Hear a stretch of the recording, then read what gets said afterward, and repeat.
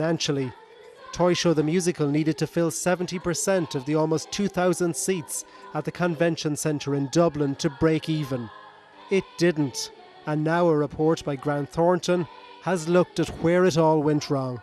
I have received the RT's commissioned report, Toy Show the Musical, and I'm giving it due consideration now. I won't be commenting further until RTE publish the report themselves, and I'll expect that in the coming days. The report has identified a lack of governance around the musical. There was no formal permission granted by the RTE board for the huge undertaking, despite this being a requirement. There is also no written record of the musical actually getting the thumbs up from the board.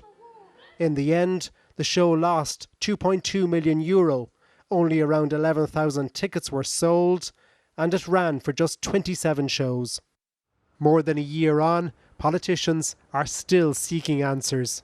What's important for the Public Accounts Committee is that we see what attempts was made to put a business case in place. Was there a marketing strategy? What was that? I think the revelations that are coming out today in relation to the fact that board approval wasn't sought for it. I wouldn't expect board approval to be sought for every small project, but a project that was going to involve millions of euros, I believe that should have been sought. It all means that the political focus remains on this production, which politicians believe was not adequately vetted. And Micheál joins us now, as does our work and technology correspondent Brian O'Donovan. Micheál, further details emerging this evening about that report?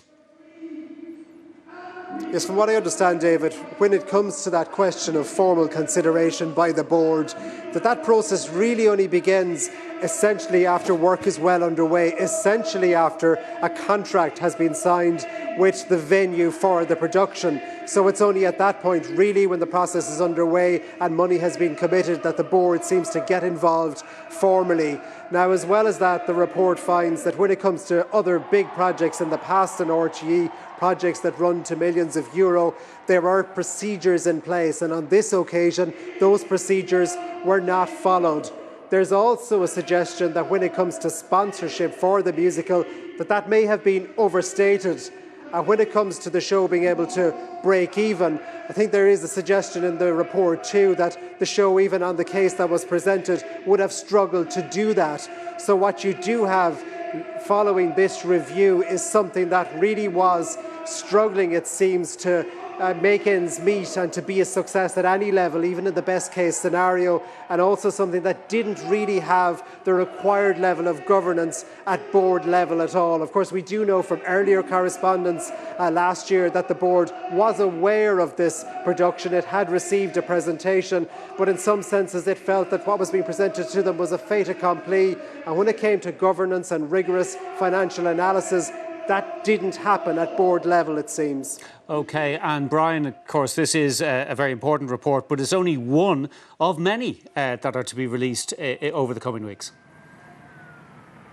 Absolutely, David. Some of those reports internal, some of them external. Let's focus first on the ones we're expecting in the very near future. We are expecting a report about how voluntary exit schemes were handled here at RTE. Also expected very soon is the list of top 10 earning presenters at RTE. Now, we know that that's a list that is released regularly, but there will be particular focus on this one.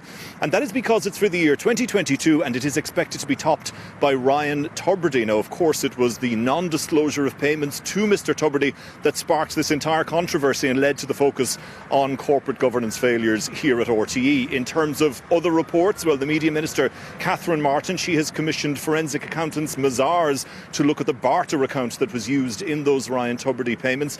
She has also established 2 expert advisory committees. One will look at corporate governance and culture here at RTE. The other will look at contractors' fees and other HR issues. And on those HR issues, today there was an update from the Director General of RTE, Kevin Backhurst. In a message to staff, he said that this month we're going to see the establishment of a register of interests and a register of external activities. He said these would be important steps when it comes to restoring trust and demonstrating reform. So I think what we see is the current management focusing on the future, focusing on that next chapter, but I think we're going to see a lot of reminders over the coming weeks and months of the failures of the past when those various reports are released. The first of those reminders expected tomorrow with that Toy Show the Musical report due out.